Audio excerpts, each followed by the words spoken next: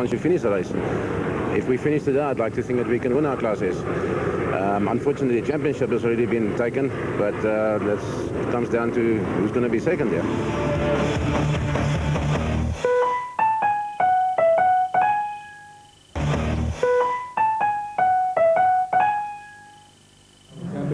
The 6-kilometre stadium off-road course at Carnival City featured jumps, tight forestry sections and some tricky water-filled whoops that put drivers and their machines to the test in the prologue.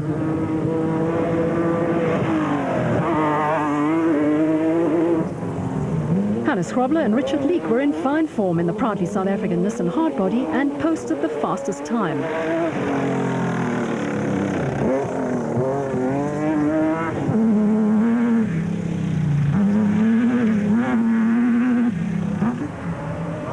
Teammates De Villiers and Jordan were desperate to start first and avoid the predicted dust in the main event on Saturday, but it was not to be.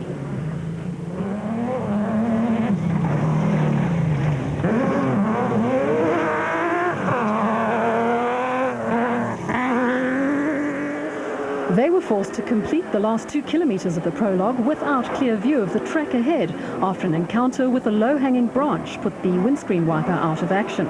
The Nissan pair would start 25 seconds behind their teammates on Saturday.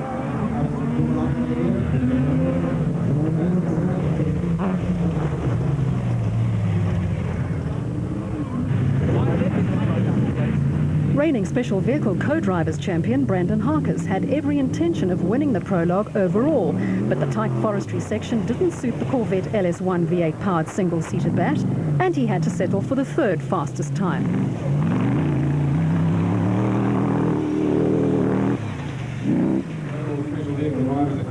Nissan Sugarbelt 400 winner Mark Corbett and John Moore were 4th overall and 2nd in the special vehicle category and had their sights set on winning the Carnival City 400 overall in the Audi V8 powered Century Property Developments bat.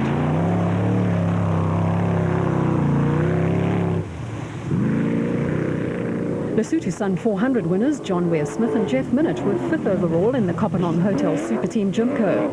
Ware-Smith, like Harkes and Corbett, was hell-bent on showing the production vehicles the way home in the BMW 540 V8 powered machine.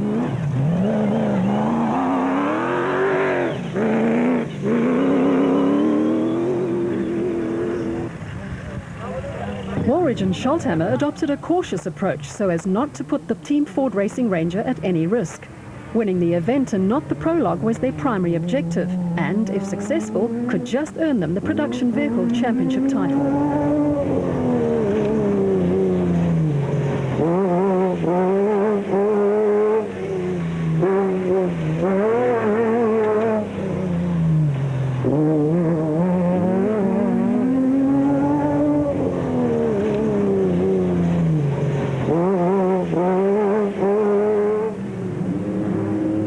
Terence Marsh and Mike Whitehouse had only managed to finish 3 events out of 7 starts in the Nashua Mobile Jimco this year and were hoping to end a season marked by frustrating retirements on a high note.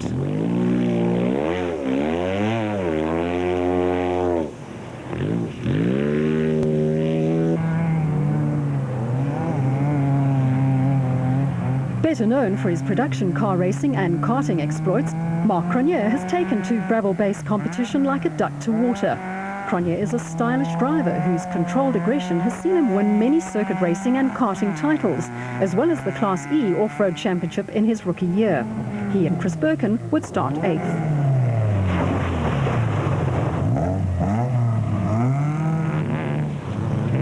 Former Class E champions Manfred Schroeder and Jack Peckham had only finished 3 events in a season dedicated to the development of the Class D Team Ford Racing Ranger. All their hard work finally paid off with a 2nd on the Toyota Dealer 400 and 9th in the Carnival City 400 Prologue. Gavin Cronier and Robin Houghton surprised all by qualifying 10th overall and 1st in Class E in the Castrol Toyota Hilux 2.7i. Clint Gibson and Mike Brown were the 4th fastest special vehicle and would start 11th in the Presidian Financial Services bat after picking up a puncture on the last lap of the prologue.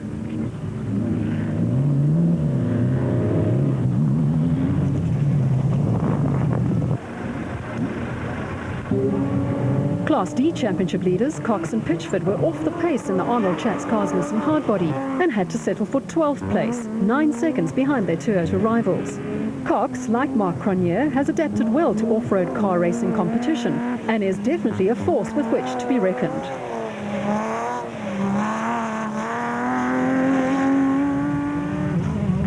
Hungarian visitors Sandor Kiss and Peter Czegledi were entered in the Carnival City 400 at the invitation of Nissan Motorsport. The Dakar veterans were expected to do well in the Nissan Hardbody, raced by Janelle de Villiers this season.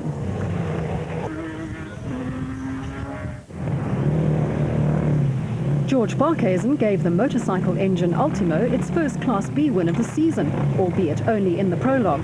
The Ultimos are fast and nimble when compared to a bucky such as the Baden Tyres Services Nissan of Thomas Rundle, who qualified second in Class E and 15th overall in his first outing in the vehicle, previously raced by Yuri and Andre Duplessis from Polokwane.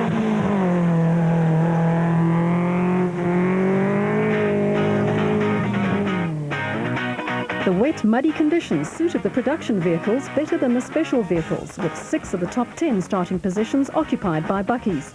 The top 50 starters were separated by only 2.5 minutes.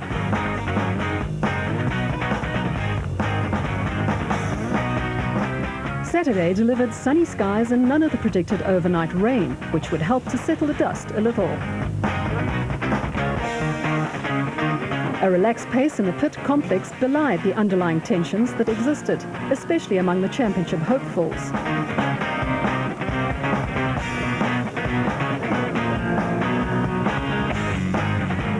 The start would be particularly treacherous, with many cars leaving at 1-second intervals.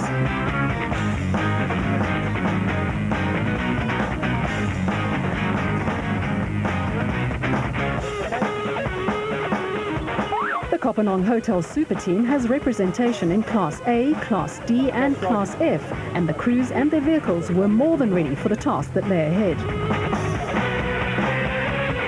The ABSA Off-Road Championship had undergone dramatic change over the past 3 years, with many innovations adding considerable value to the spectacle.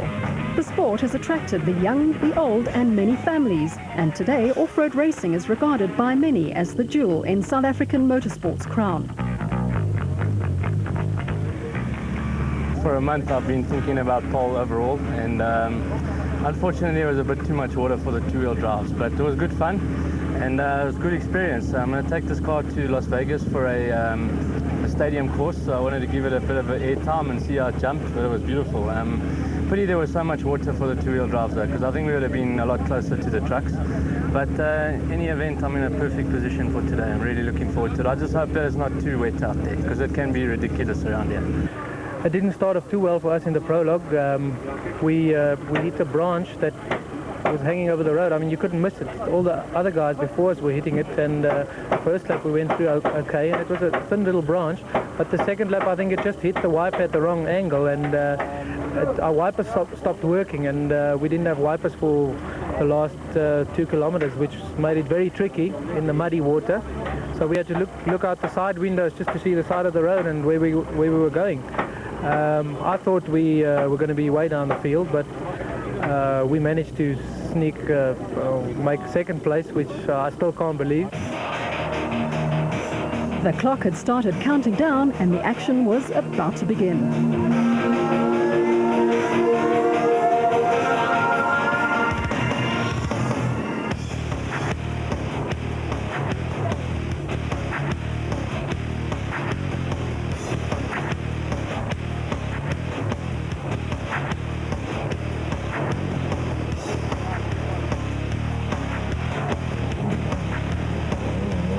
Hannes Grobler and Richard Leek were first away in the proudly South African Nissan, and with a 25-second advantage to boot.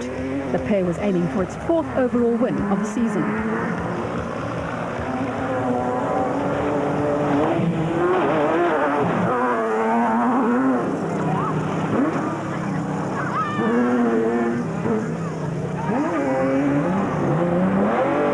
With only 2 points separating production vehicle championship leaders De Villiers and Jordan and their teammates, it would no doubt develop into a no-holds-barred contest.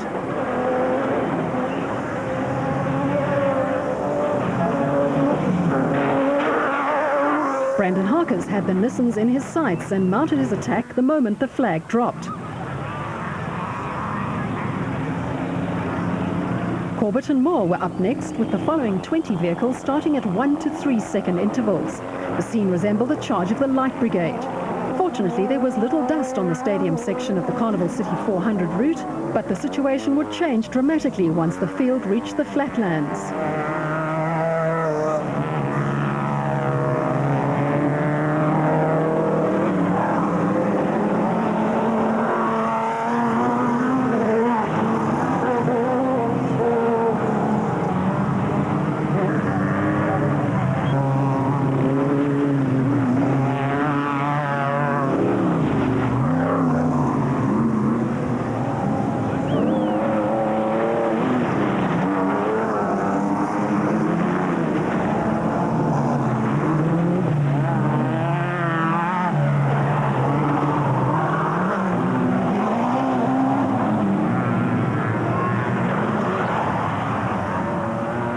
Some of the faster crews that picked up problems in the prologue had to fight their way through the field in an attempt to close the gap on the leading pack.